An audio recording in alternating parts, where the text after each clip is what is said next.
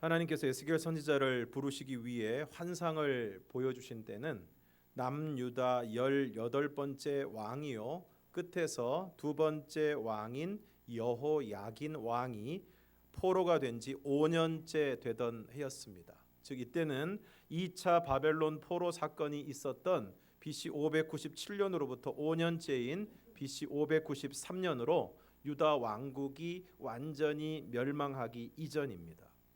이런 상황에서 하나님은 장차 있을 남유다의 완전한 패망과 더불어 선민 이스라엘의 구원과 회복에 대한 소망까지를 에스겔 선지자를 통해서 보여주시는 것입니다. 에스겔 1장 1절에서 3절을 함께 읽겠습니다. 시작. 서른째 넷째 달 초 닷새에 내가 그발 강가 사로잡힌 자 중에 있을 때에 하늘이 열리며 하나님의 모습이 내게 보이니 여호야긴 왕이 사로잡힌 지 5년 그달 초 닷새라. 갈대아 땅 그발 강가에서 여호와의 말씀이 부시의 아들 제사장 에스겔에게 특별히 임하고 여호와의 권능이 내 위에 있으니라.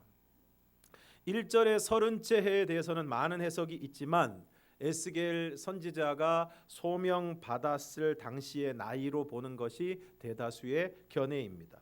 3절에 나오는 것처럼 에스겔은 제사장인데 제사장 직분을 시작하는 30세에 선지자로 소명을 받은 것입니다. 이처럼 서른째 넷째 달 초 닷새에 그발 강가 사로잡힌 자 중에 있을 때에 하늘이 열리며 하나님의 모습이 내게 보였다고 말씀하고 있습니다. 그리고 갈대아 땅 그발 강가에서 여호와의 말씀이 나 에스겔에게 특별히 임하고 여호와의 권능이 내 위에 있었다고 말씀하고 있습니다. 이처럼 오늘 우리에게도 하늘이 열리고 하나님의 모습이 보이고 무엇보다도 여호와의 말씀이 임하게 되기를 바랍니다. 오늘 우리들에게 하늘이 열리기 위해서는 하늘을 바라보아야 합니다. 골로새서 3장 1절에서 2절을 함께 읽겠습니다. 시작. 그러므로 너희가 그리스도와 함께 다시 살리심을 받았으면 위의 것을 찾으라. 거기는 그리스도께서 하나님 우편에 앉아 계시느니라. 위의 것을 생각하고 땅의 것을 생각하지 말라. 왜 오늘 우리들에게는 하늘이 열리지 않습니까? 그것은 오늘 우리가 하늘을 바라보지 않기 때문입니다. 미국의 한 소년이 길을 가다가 $5짜리 지폐를 주었습니다. 얼마나 기분이 좋았던지 그때부터 길을 갈 때면 또다시 그런 일이 있을까 하여 땅만 쳐다보고 다녔고 그것이 습관이 되고 말았습니다. 그렇게 평생을 산 결과 그가 일생 동안 길에서 주운 것은 단추 29,519개, 머리핀 54,172개, 동전 수천 개, 그리고 그 외에 자질구레한 것들이었습니다. 그런데 그가 땅만 쳐다보면서 그런 것들을 줍느라고 보지 못한 것들이 있습니다. 푸른 하늘과 그 하늘을 날아다니는 공중의 새들과 자연의 아름다움과 계절을 달리하여 피는 꽃 등이었습니다. 결국 그의 일생은 땅만 쳐다보다가 하늘의 아름다움을 보지 못한 채 끝나고 말았습니다. 그런데 오늘 우리의 모습도 이와 같지는 않습니까? 믿는다고 하면서도 끊임없이 땅만 쳐다보고 살아가고 있지 않습니까? 천국에 대한 소망을 가지고 살아간다고 하면서 사실은 세상만 바라보고 살아가고 있지 않습니까? 그래서 오늘 우리에게 하늘이 열리지 않고 하나님이 보이지 않는 것은 아닙니까? 예레미야 29장 13절에서 너희가 온 마음으로 나를 구하면 나를 찾을 것이요 나를 만나리라고 하셨는데 오늘 우리는 하나님을 구하지도 않고 찾지도 않는 모습으로 살아가고 있지는 않습니까? 그러므로 오늘 저와 여러분이 하늘을 바라보고 위의 것을 찾음으로 하늘이 열리고 하나님을 만나게 되기를 주님의 이름으로 축원합니다. 그리고 하늘이 열리고 하나님의 모습을 보게 되었을 때 여호와의 말씀이 에스겔에게 임했다고 말씀하고 있습니다. 사랑하는 성도 여러분, 오늘 여러분에게는 하나님의 말씀이 임하고 있습니까? 오늘 여러분의 심령에 하나님의 말씀이 들려지고 있습니까? 4절과 5절을 함께 읽겠습니다. 시작. 내가 보니 북쪽에서부터 폭풍과 큰 구름이 오는데 그 속에서 불이 번쩍번쩍하여 빛이 그 사방에 비치며 그 불 가운데 단쇠 같은 것이 나타나 보이고 그 속에서 네 생물의 형상이 나타나는데 그들의 모양이 이러하니 그들에게 사람의 형상이 있더라. 에스겔이 네 생물의 형상을 보게 되는데 그들에게 사람의 형상이 있었다고 말씀하고 있습니다. 그리고 28절을 함께 읽겠습니다. 28절 시작. 그 사방 광채의 모양은 비 오는 날 구름에 있는 무지개 같으니 이는 여호와의 영광의 형 모양이라. 내가 보고 엎드려 말씀하시는 이의 음성을 들으니라. 그리고 이러한 네 생물의 형상은 여호와의 영광의 형상의 모양이라고 말씀하고 있습니다. 그러면서 에스겔이 보고 엎드려 말씀하시는 이의 음성을 들었다고 말씀하고 있습니다. 그러면 무엇이라고 말씀을 하셨습니까? 2장 1절에서 7절까지의 말씀을 한 절씩 교독하시겠습니다. 제가 먼저 1절을 읽겠습니다. 그가 내게 이르시되 인자야 내 발로 일어서라 내가 내게 말하리라 하시며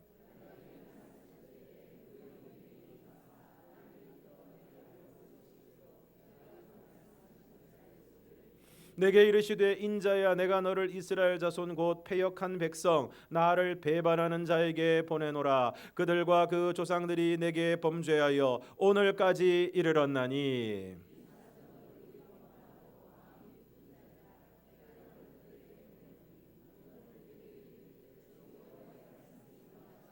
그들은 패역한 족속이라. 그들이 듣든지 아니 듣든지 그들 가운데에 선지자가 있음을 알지니라.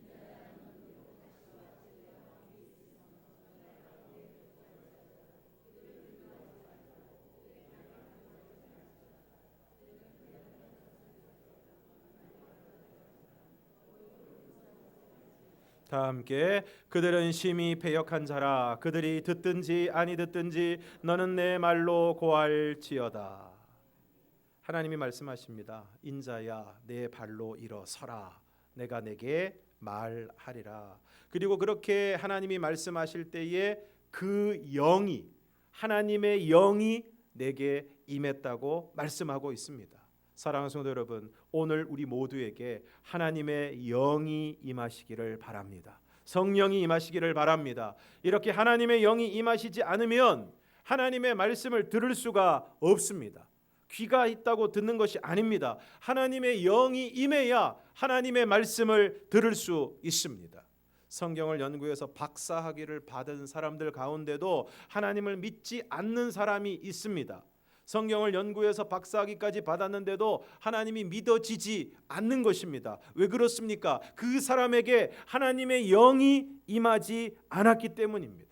그러나 오늘 우리가 많이 배우지 않아도 박사학위가 없어도 하나님의 영이 임하면 하나님의 말씀이 들립니다. 하나님의 말씀을 들을 때 우리의 마음이 뜨거워집니다. 하나님의 말씀이 하나님의 영이 임하면 하나님의 말씀이 깨달아집니다. 하나님의 말씀에 순종하게 되고 하나님의 말씀대로 살아가게 되는 것입니다. 그러므로 오늘 저와 여러분에게 하나님의 영이 임하기를 축원합니다. 이처럼 하나님의 영이 임하셔서 에스겔에게 말씀하시는데 무엇을 말씀하십니까? 3절과 4절을 함께 읽겠습니다. 시작. 내게 이르시되 인자야 내가 너를 이스라엘 자손 곧 패역한 백성 나를 배반한 자에게 보내노라. 그들과 그 조상들이 내게 범죄하여 오늘까지 이르렀나니 이 자손은 얼굴이 뻔뻔하고 마음이 굳은 자니라. 내가 너를 그들에게 보내노니 너는 그들에게 이르기를 주 여호와의 말씀이 이러하시다 하라. 먼저 내가 너를 이스라엘 자손 곧 패역한 백성 나를 배반하는 자에게 보내신다는 것입니다. 그러면서 그 사람들이 어떤 사람들인가에 대해서 말씀을 하시는데 4절에 보면 이 자손은 얼굴이 뻔뻔하고 마음이 굳은 자들이라는 것입니다. 아주 뻔뻔하다는 것입니다. 그리고 마음이 굳어 있다는 것입니다. 여기서 패역하다는 것은 거스르고 거역한다는 것입니다. 하나님의 명령을 거역하고 하나님의 말씀을 거스른다는 것입니다. 그리고 그들과 그 조상들이 내게 범죄하여 오늘까지 이르렀다는 것입니다. 여러분, 죄가 무엇입니까? 근본적으로 하나님의 말씀을 듣지 않는 것입니다. 불순종하는 것입니다. 여러분, 최초의 범죄가 무엇입니까? 선악과를 따먹은 것입니다. 하나님이 뭐라고 말씀하셨습니까? 먹지 말라. 먹는 날에는 반드시 죽으리라. 그런데 그 말씀을 듣지 않고 그 말씀에 불순종한 것입니다. 그리고 이 자손은 얼굴이 뻔뻔하고 마음이 굳은 자라고 말씀하십니다. 여기서 뻔뻔하고로 번역된 단어는 매우 거칠고 단단한 물질을 나타내는 단어인데, 이 단어는 흔히 엄한 태도, 감당하기 힘든 혹독함, 도무지 그 누구의 말도 듣지 않는 오만방자한 태도, 바늘로 찔러도 피 한 방울 나오지 않을 것 같은 무정함을 뜻하는 것입니다. 그리고 마음이 굳은 자라는 것은 심지어 죄가 있다는 사실을 알면서도 그것을 인정하지 않고 완고하여 책망을 받아들이지 않는 마음의 태도를 의미하는 것입니다. 이처럼 세상에서 제일 힘든 것이 자신의 잘못을 인정하는 것입니다. 어떻습니까? 자신의 잘못을 인정하지 않습니다. 자신의 잘못을 인정하고 회개해야 하나님의 은혜와 능력이 임하는데 도무지 자신의 잘못을 인정하지도 않고 회개하지도 않습니다. 그래서 오늘 이 시간에도 스스로 하늘의 문을 닫고 살아가는 사람들이 얼마나 많이 있는지 모릅니다. 여러분, 오늘 저와 여러분에게 하나님이 은혜를 주시지 않는 것이 아닙니다. 하나님이 인색하신 것이 아닙니다. 지금 이 시간에도, 지금 이 순간에도 하나님은 저와 여러분에게 하늘의 놀라운 은혜를 부어주시는 줄 믿습니다. 문제는 무엇입니까? 나의 이 회개하지 않는 마음, 말씀을 거역하고 말씀을 받아들이지 않는 그 마음이 그 은혜를 막아서고 있는 것입니다. 하나님의 은혜는 폭포수와 같이 부어지고 있는데 내가 그것을 오히려 막고 있는 것입니다. 그러므로 패역한 백성, 하나님을 배반하는 자, 얼굴이 뻔뻔하고 마음이 굳은 자들은 결국 어떤 사람들입니까? 하나님의 말씀을 듣지 않는 사람들입니다. 그래서 7절에서 뭐라고 말씀하고 있습니까? 그들은 심히 패역한 자라. 그들이 듣든지 아니 듣든지 너는 내 말로 고할지어다. 듣든지 아니 듣든지라는 말씀의 의미가 무엇입니까? 안 들을 거라는 얘기입니다. 안 들을 거라는 얘기입니다. 그럼에도 불구하고 내 말로 고하라는 것입니다. 그러면서 에스겔에게 뭐라고 말씀하십니까? 8절을 함께 읽겠습니다. 8절 시작. 너 인자야, 내가 내게 이르는 말을 듣고 그 패역한 족속같이 패역하지 말고 내 입을 벌리고 내가 내게 주는 것을 먹으라 하시기로. 여러분, 아이들 밥을 먹이는데, 밥을 이렇게 먹이려고 그러는데 입 꽉 다물고 있으면 얼마나 답답합니까? 맛있게 먹으라고, 먹고 건강하라고, 쑥쑥 자라라고 정성을 다해서 맛있게 밥을 해서 먹이는데 입을 꽉 다물고 고개를 절레절레 흔들고 있으면 얼마나 속이 터집니까? 그런데 오늘 저와 여러분이 하나님 앞에서 그런 모습이 아닙니까?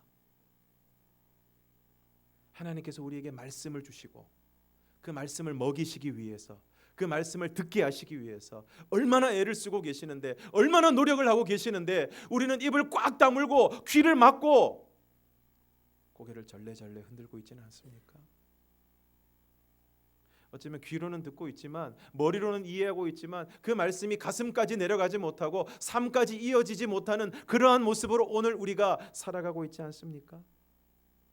그러므로 사랑하는 성도 여러분, 오늘 여러분의 입을 벌리시기를 바랍니다. 그리고 하나님이 주시는 말씀을 받아 먹으시기를 바랍니다.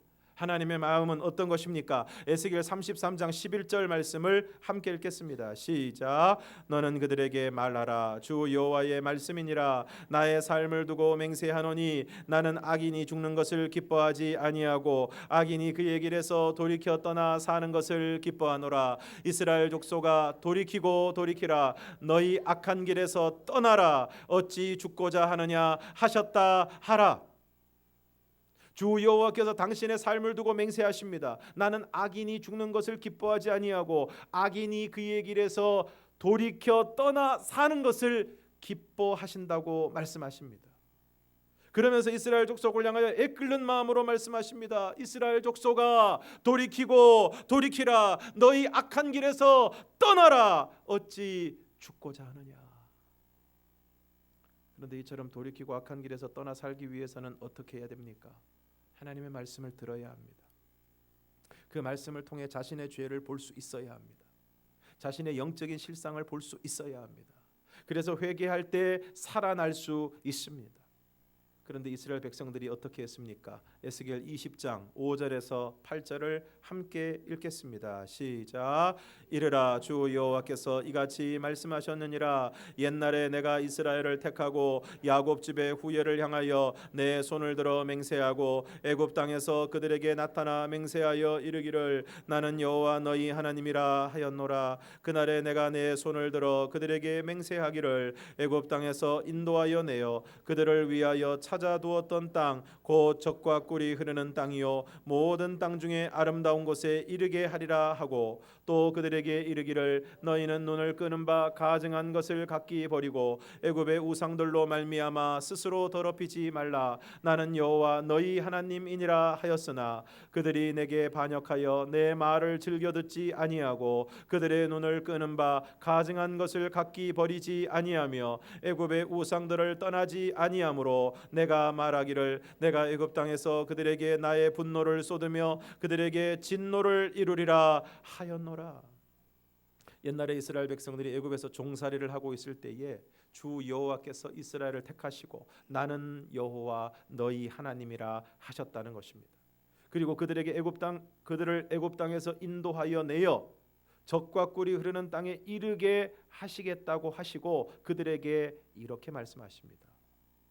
너희는 눈을 끄는 바 가증한 것을 각기 버리고 애굽의 우상들로 말미암아 스스로 더럽히지 말라. 나는 여호와 너희 하나님이니라.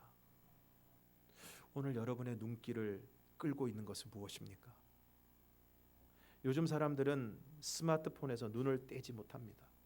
스마트폰 좀비라는 말이 있을 정도로 걸어 다닐 때도 밥을 먹을 때도 거기에서 눈을 떼지 못합니다.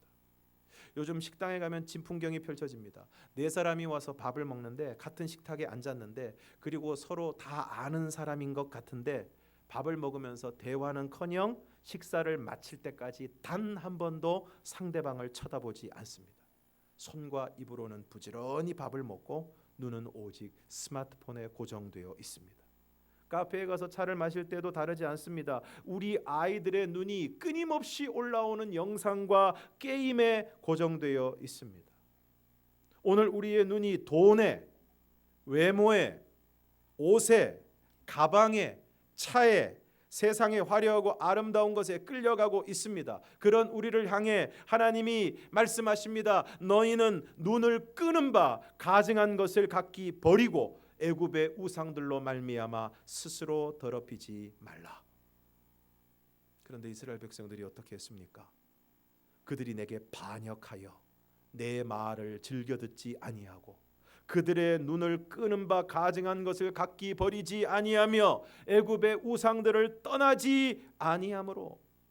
그래서 하나님이 무엇이라고 말씀하십니까? 내가 말하기를 내가 애굽 땅에서 그들에게 나의 분노를 쏟으며 그들에게 진노를 이루리라 하였노라.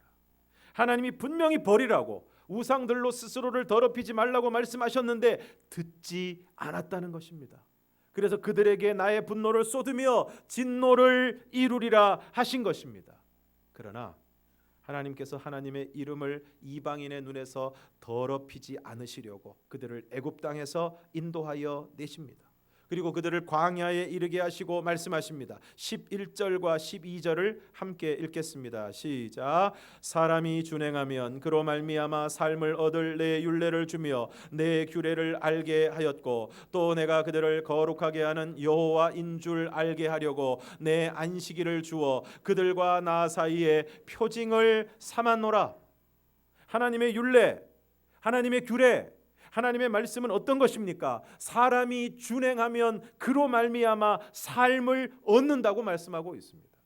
레위기 18장 5절을 함께 읽겠습니다. 시작. 너희는 내 규례와 법도를 지키라. 사람이 이를 행하면 그로 말미암아 살리라. 나는 여호와이니라.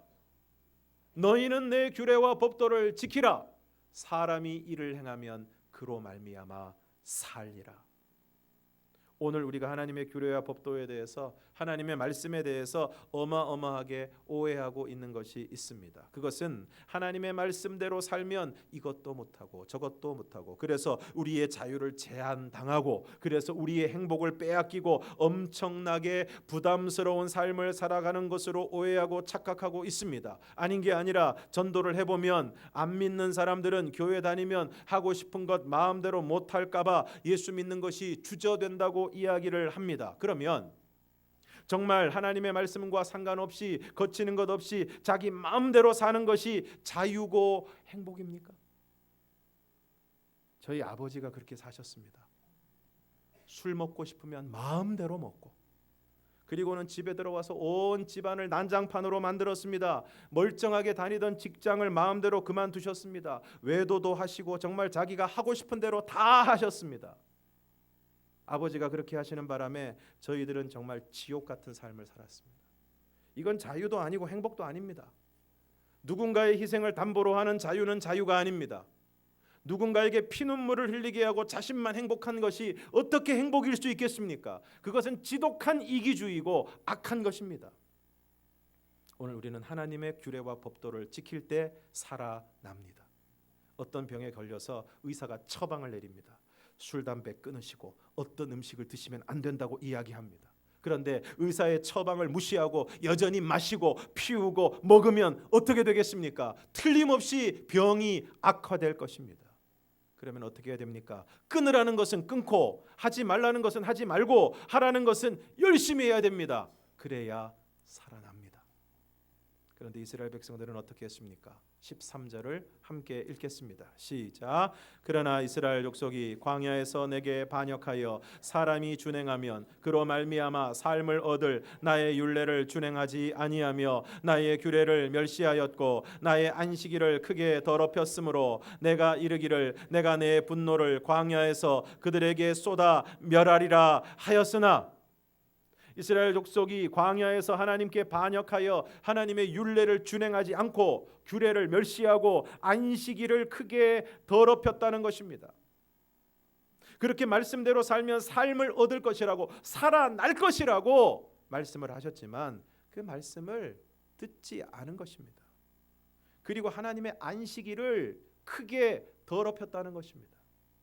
이것은 구체적으로 광야에서 만나를 거둘 때 매일 하루에 하루 분량의 만나를 내리셔서 매일 아침 그것을 거두어 먹게 하시고, 6일째에는 이틀 분량의 만나를 내리셔서 7일째에는 안식일에는 만나를 거두러 밖으로 나가지 말라고 하셨음에도 이스라엘 자손들 가운데 일부가 7일째에도 만나를 거두러 나갔다가 빈손으로 돌아온 것입니다. 오늘 우리도 주일에 만나를 거두러 나가느라 주일이 너무나 소홀히 여겨지고 있지는 않습니까? 그런데 7일째 만나를 거두러 갔던 사람들이 어떻게 되었습니까? 빈손으로 돌아왔습니다. 이처럼 하나님의 율례를 준행하지 않고 규례를 멸시하고 안식일을 크게 더럽힌 이스라엘 족속, 그럼에도 불구하고 여호와의 이름을 위하여, 그리고 그들을 아끼셔서 그들에게 계속해서 선지자들을 보내시고 그들을 통하여 하나님께서 말씀하셨지만 그들은 끝내 듣지 않았고, 결국 BC 586년 남유다는 바벨론에 의해 망하고 수많은 사람들이 바벨론의 포로로 끌려와서 70여 년 동안 포로 생활을 하게 됩니다. 그리고 여호와께서 말씀하십니다. 에스겔 37장 1절에서 3절을 함께 읽겠습니다. 시작. 여호와께서 권능으로 내게 임재하시고 그의 영으로 나를 데리고 가서 골짜기 가운데 두셨는데 거기 뼈가 가득하더라. 나를 그 뼈 사방으로 지나가게 하시기로 본즉 그 골짜기 지면에 뼈가 심이 많고 아주 말랐더라. 그가 내게 이르시되 인자야 이 뼈들이 능히 살 수 있겠느냐 하시기로 내가 대답하되 주 여호와여 주께서 아시나이다. 여호와께서 에스겔 선지자를 어디로 데려가십니까? 뼈가 가득한 골짜기로 데려가십니다. 그리고 그 뼈 사방으로 지나가게 하시는데 뼈가 심이 많고 아주 말라 있습니다. 아주 말라 있다는 것은 무엇을 말하는 것입니까? 죽은 지가 오래되었다는 것입니다. 그리고 물으십니다. 이 뼈들이 능히 살 수 있겠느냐? 에스겔이 대답합니다. 주 여호와여, 주께서 아시나이다. 그리고 또 말씀하십니다. 4절에서 6절을 함께 읽겠습니다. 시작. 또 내게 이르시되 너는 이 모든 뼈에게 대언하여 이르기를 너희 마른 뼈들아 여호와의 말씀을 들을지어다. 주 여호와께서 이 뼈들에게 이같이 말씀하시기를 내가 생기를 너희에게 들어가게 하리니 너희가 살아나리라. 너희 위에 힘줄을 두고 살을 입히고 가죽으로 덮고 너희 속에 생기를 넣으리니 너희가 살아나리라. 뭐라고 말씀하십니까? 이 모든 뼈에 대언하여 이르기를 너희 마른 뼈들아 여호와의 말씀을 들을지어다. 오늘 이 마른 뼈들은 무엇을 말하는 것입니까? 바로 이스라엘 온 족속을 이야기하는 것입니다. 뭐라고 말합니까? 우리의 뼈들이 말랐고 우리의 소망이 없어졌으니 우리가 다 멸절되었다. 나라가 망하고 남의 나라의 포로로 끌려와서 무려 70여 년의 세월을 보내면서 이제 소망이 없다는 것입니다. 안 된다는 것입니다. 우리 다 멸절되었다는 것입니다. 오늘 여러분의 모습은 어떻습니까? 오늘 여러분의 영적인 상태는 어떻습니까? 오늘 여러분의 가정은 어떻습니까? 오늘 우리 동일교회는 어떻습니까? 마른 뼈와 같지 않습니까? 마른 뼈가 흩어져 있는 골짜기와 같지 않습니까? 오늘 마른 뼈와 같은 우리가 살아나게 되기를 바랍니다. 마른 뼈와 같은 우리의 가정이, 우리의 교회가 살아나기를 바랍니다. 어떻게 해야 됩니까? 4절에서 뭐라고 말씀하고 있습니까? 너희 마른 뼈들아 여호와의 말씀을 들을지어다. 사랑하는 마른 뼈 여러분, 여호와의 말씀을 들으시기를 바랍니다. 겉으로는 멀쩡해 보이는데, 아니 화려해 보이는데 영적으로 말라 비틀어진 여러분, 여호와의 말씀을 들으시기를 바랍니다. 말씀을 읽고 듣고 묵상하시기를 바랍니다. 마른 뼈가 어떻게 살아날 수 있습니까? 하나님의 말씀을 들어야 살아날 수 있습니다. 하나님의 말씀을 들을 때 여호와의 생기가 들어옴으로 살아날 수 있습니다. 그러므로 여호와의 말씀을 듣고 그것을 받아 먹으시기를 바랍니다. 우리의 눈과 마음을 끄는 세상의 모든 것들로부터 돌이켜서 우리의 눈과 마음이 말씀을 향하기를 바랍니다. 또한 하나님의 말씀을 읽고 묵상할 때 우리의 돌 같은 마음을 제거하시고 살처럼 부드러운 마음을 주셔서 하나님의 말씀을 잘 받아들이고 순종하는 역사가 있기를 바랍니다. 말씀을 묵상할 때마다 그 말씀이 깨달아지고 그 말씀이 마음에 부딪혀오고 그 말씀으로 내 인생이 해석되는 역사가 있기를 바랍니다. 말씀을 묵상할 때마다 다른 사람의 죄가 보이는 것이 아니라 내 죄가 보이고 그래서 마음에 찔림이 있고 그래서 회개의 역사가 일어나기를 바랍니다. 일단은 들어야 합니다. 입을 벌려 말씀을 먹어야 합니다. 그래서 그 말씀을 꼭꼭 씹어 먹고 그 말씀을 깨닫는 대로 우리의 삶에 적용하고 순종하는 삶을 살아갈 때 오늘 우리의 영혼이 살아나게 될 줄로 믿습니다. 여러분의 가정이 살아나고 우리 교회가 살아나게 될 줄로 믿습니다. 무엇보다 내일부터 시작되는 말씀 묵상에 모든 성도들이 다 참여해 주시고 이 말씀 묵상을 통해서 우리 모두가 살아나는 역사가 있기를 주님의 이름으로 축원합니다. 함께 찬양하겠습니다.